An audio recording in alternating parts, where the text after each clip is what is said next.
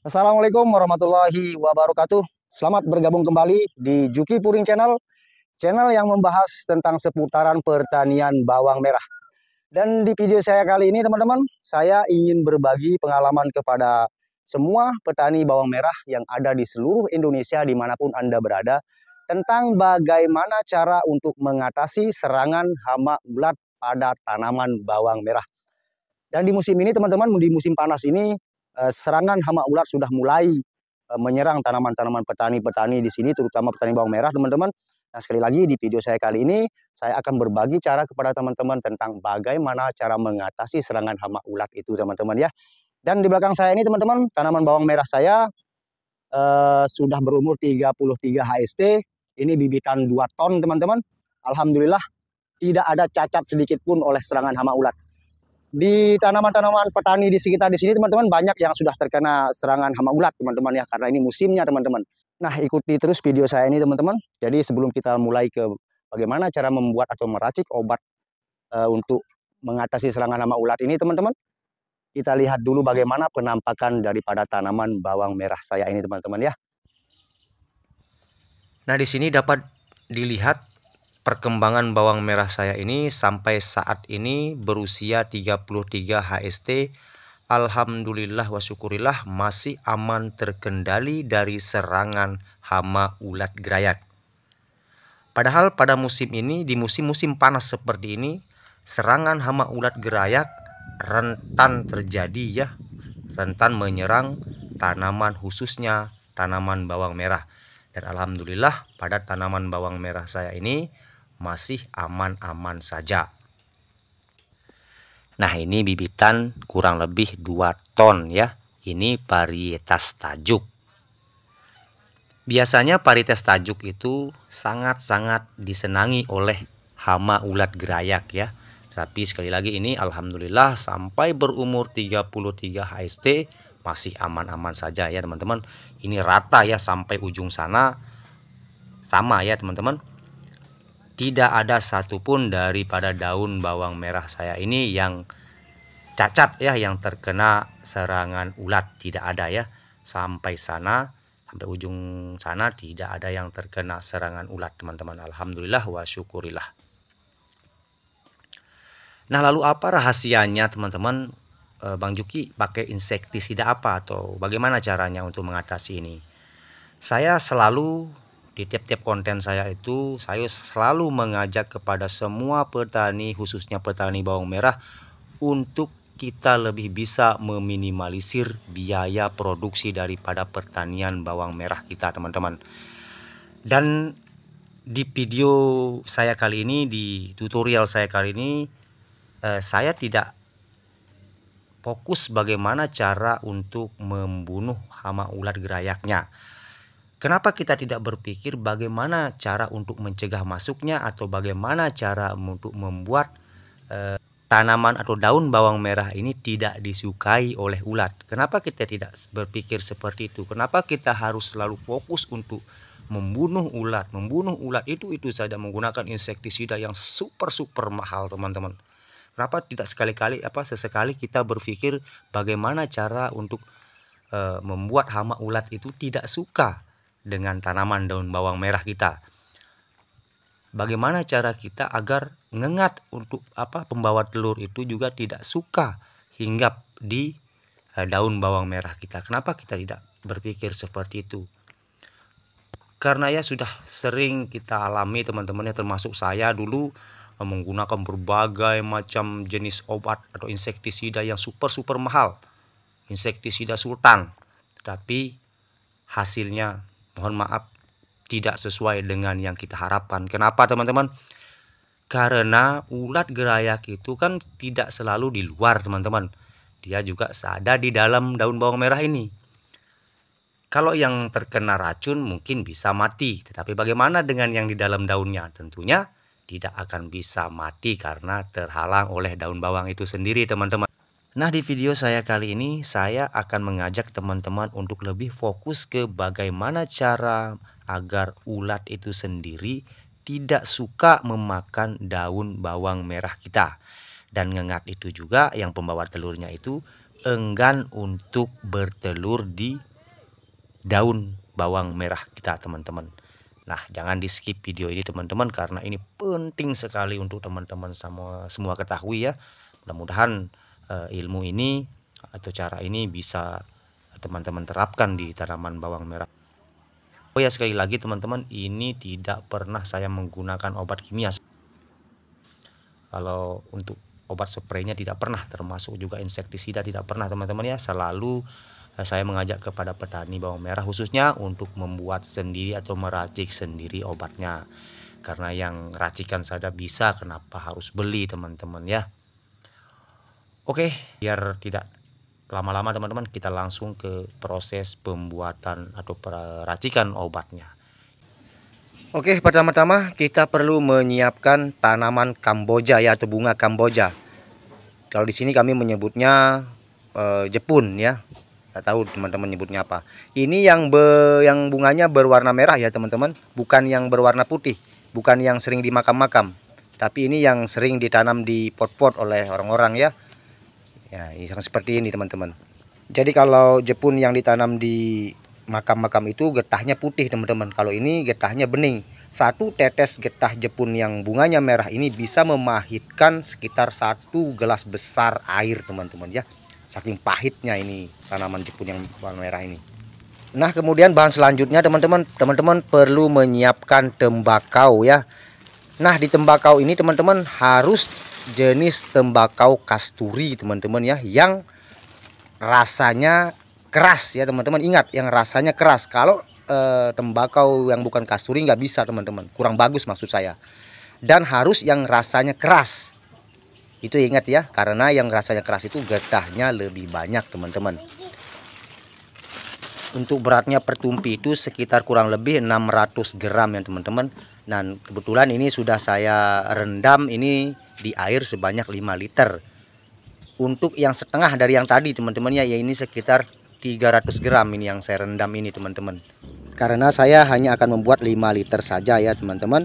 Nah, kalau teman-teman mau bikin yang 10 liter berarti yang 600 gram itu kita rendam semua ya. Yang satu tadi itu kita rendam semua. Nah, untuk bahan selanjutnya teman-teman perlu menyiapkan racun nyamuk ya. Nah, untuk racun nyamuknya ini yang wangi lavender teman-teman ya. Jangan yang wangi lain, harus yang wangi lavender. Karena wangi lavender itu tidak disukai oleh ngengat teman-teman ya. Jadi ingat, obat nyamuknya ini harus yang wangi lavender ya. Ini saya rendam 1 kotak ini ya dalam 1 liter air. Ini untuk kalau kita mau buat yang 5 liter teman-teman ya. Ingat, untuk yang 5 liter ini kita rendam obat nyamuknya ini sebanyak 1 bungkus saja atau 1 kotak saja teman-teman ya. Kita tuang, kita rendam semua dan kita remes-remes seperti ini. Dan sekali lagi ingat, yang wangi lavender. Saya tidak jamin kalau yang wangi lain-lain teman-teman. Kemudian bahan selanjutnya kita perlu menyiapkan baking soda atau pengembang makanan yang bubuk seperti ini teman-teman ya. Ini banyak dijual di toko-toko kue. Dan ini tapi di sini kita tidak gunakan sekarang, ini kita gunakan nanti saat pengaplikasiannya. Kemudian kita siapkan blender.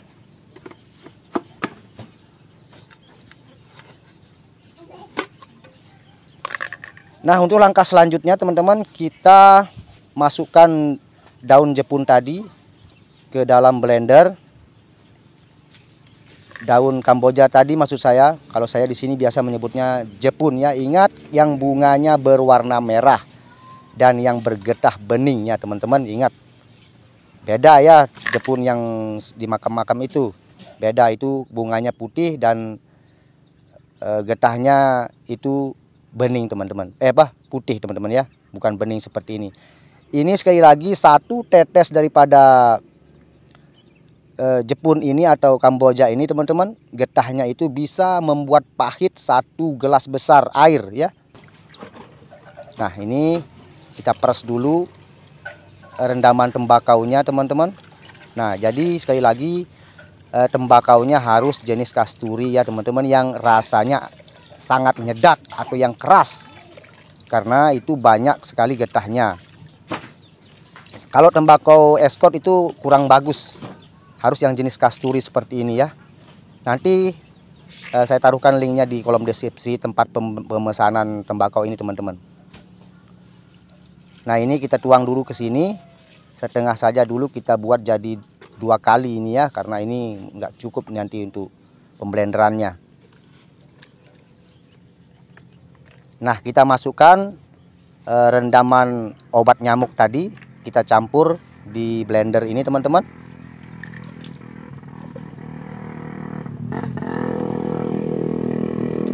Dan ini kita akan blender ya, sampai ini benar-benar halus.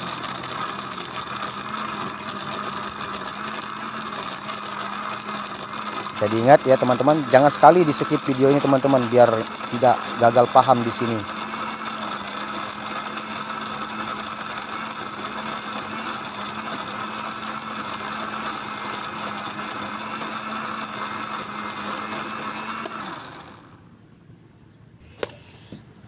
Nah kalau sudah lembut seperti ini ya, kita tuang sementara dulu di wadah lain teman-teman. Nah dia akan berwarna coklat kehitam-hitaman ya kalau sudah bercampur dengan racun nyamuk tadi. Kemudian kita blender lagi untuk bagian keduanya, sama seperti yang pertama tadi teman-teman. Kita masukkan dulu daun kambojanya.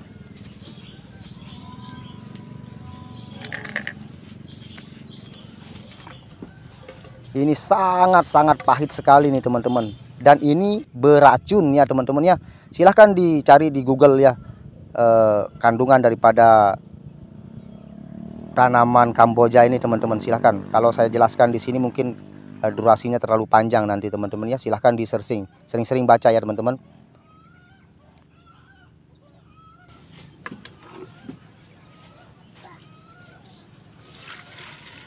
Nah kita tuang lagi seperti yang tadi.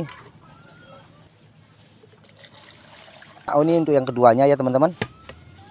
Kita tuang dulu yang keduanya ini untuk obat nyamuknya.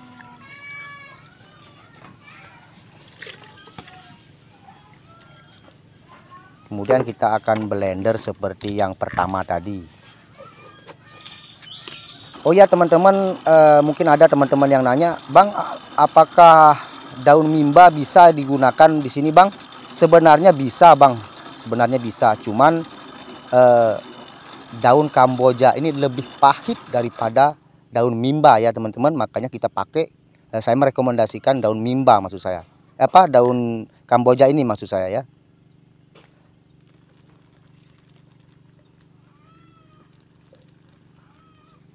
Jadi perlu diingat sekali lagi, untuk Kambojanya itu yang bunganya berwarna merah ya teman-teman.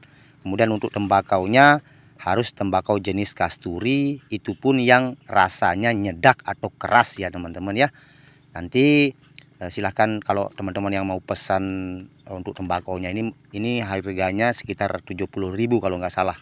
Nanti saya taruhkan link Facebooknya di kolom deskripsi, silahkan dicek nanti teman-teman, atau di kolom komentar nanti saya taruhkan.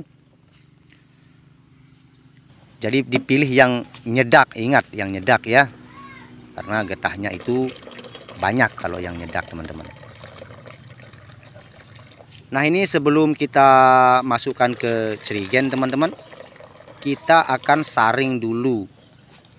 Kita akan pindah dulu sementara di tempat lain ya, sebelum kita masukkan ke jerigen. Nah, supaya ampas-ampasnya ini nanti tidak menyumbat mulut tangki spray ya teman-teman. Nah kita peres-peres seperti ini. Nanti untuk ampas ini jangan dibuang dulu ya teman-teman. Nanti ini juga bisa teman-teman tambahkan air sedikit lagi, kemudian di blender lagi ya. Ini bisa juga digunakan karena ini masih banyak kandungan racunnya teman-teman ya.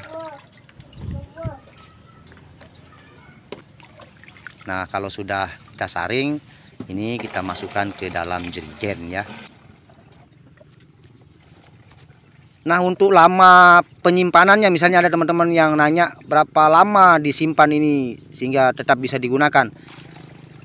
Ini bisa disimpan berbulan-bulan ya teman-teman. Itu kenapa saya tidak masukkan baking sodanya sekaligus tadi. Nanti baking sodanya itu kita akan masukkan ketika pengaplikasiannya ke tanaman kita ya kawan-kawan. Jadi sekali lagi untuk penyimpanannya ini bisa bertahan selama berbulan-bulan karena ini sudah memiliki antioksidan sendiri racikan ini teman-teman. Jadi sulit busuk, nggak bisa busuk memang karena ini racun teman-teman ya. Itu kenapa daun Kamboja yang seperti ini tuh jarang sekali dimakan sama ulat atau dihinggapi sama hama teman-teman, karena nggak suka mereka, nggak suka penyakitnya hinggap di sana. Nah untuk baking sodanya ini teman-teman kita akan masukkan saat pengaplikasian obat ya ke tanam-tanaman. Ini kita masukkan di saat kita melakukan penyemprotan maksud saya. Jadi ini jadi bahan campurannya, itu kenapa kita tidak masukkan sekaligus ke dalam jerigen tadi. Ini mengandung basa teman-teman ya, jadi sangat baik juga untuk tanah kita, tanah atau lahan kita teman-teman. Karena ini mengandung basa. Oke, kita praktekkan bagaimana cara mencampurnya. Untuk satu tangki semprot untuk yang 16 atau 18 liter itu kita pakai cukup 3 sendok makan saja ya. 1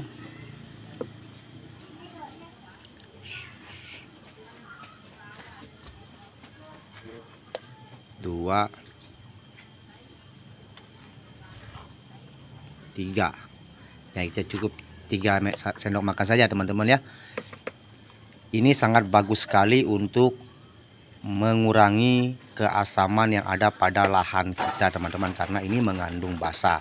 Nah ini kemudian sebelum kita gunakan kita kocok-kocok dulu, dan ini kita tuang sebanyak 600 ml kurang lebih ya, atau 3 gelas kopi seperti ini teman-teman. Nah bagaimana kita kalau kita lebihkan Bang Juki, bisakah kita masukkan 1 liter? Sangat-sangat bisa teman-teman ya. Jadi ini tidak ada efek sampingnya, semakin banyak kita gunakan semakin bagus teman-teman ya. Cuman di sini saya karena pakai tangki 16 liter ini saya pakai 3 saja, dan kita pakai perkat ya. Kita tetap pakai perkat seperti biasanya. Dan ini kita masukkan ke dalam tangki, kemudian kita tambahkan air sampai penuh teman-teman ya. Nah kemudian ini kita aduk. Nah dia akan berwarna seperti ini kalau sudah tercampur dengan baking soda tadi teman-teman. Dan pengaplikasian ini teman-teman sebaiknya kita gunakan mulai saat bawang merah itu berusia 12 HST sampai menjelang panen ya teman-teman. Itu lebih bagus karena untuk pencegahan. Jadi saat bawang merah itu 12 HST kita mulai semprotkan teman-teman. 2 kali seminggu, sekali seminggu juga bisa teman-teman ya, tergantung daripada kebutuhan tanaman itu sendiri teman-teman. Jadi kalau saya biasanya teman-teman itu mengaplikasikannya setelah selesai penyiraman ya teman-teman. Kalau teman-teman nyiramnya sekali seminggu ya kita gunakan sekali seminggu. Kalau nyiramnya itu 2 kali seminggu, kita aplikasikan 2 kali seminggu juga untuk racikan ini teman-teman. Jadi ini untuk pencegahan ya. Jadi ngengat itu tidak mau menempel, tidak mau hinggap di daun bawang merah kita teman-teman. Dan ulat juga tidak bisa berkembang biak karena ini tidak disukai oleh hama ulat teman-teman ya. Cara ini sudah sering saya gunakan dari dulu teman-teman ya. Saya jarang sekali membeli insektisida teman-teman. Tetapi alhamdulillah seperti yang teman-teman lihat di video di awal tadi, bahwa bawang merah saya aman-aman saja teman-teman ya. Walaupun di musim ini adalah musim serangan hama ulat ya. Ya lo yang di sebelah-sebelah saya itu banyak yang sudah terkena. Tetapi alhamdulillah tanaman bawang merah saya tidak ada yang terkena sedikit pun. Untuk penggunaan insektisida secara berlebihan itu teman-teman, itu bisa membuat hama maupun penyakit itu menjadi resistan atau kebal. Tidak heran kenapa obat yang dulu biasanya manjur ketika kita semprotkan ke ulat misalnya, itu kalau sekarang itu tidak bisa lagi. Itu bukan salahnya obat atau bukan salahnya yang bikin obat teman-teman, tetapi hamanya yang sudah kebal teman-teman ya. Oke, kalau Anda suka dengan video ini mohon di like dan di subscribe teman-teman ya. Assalamualaikum warahmatullahi wabarakatuh.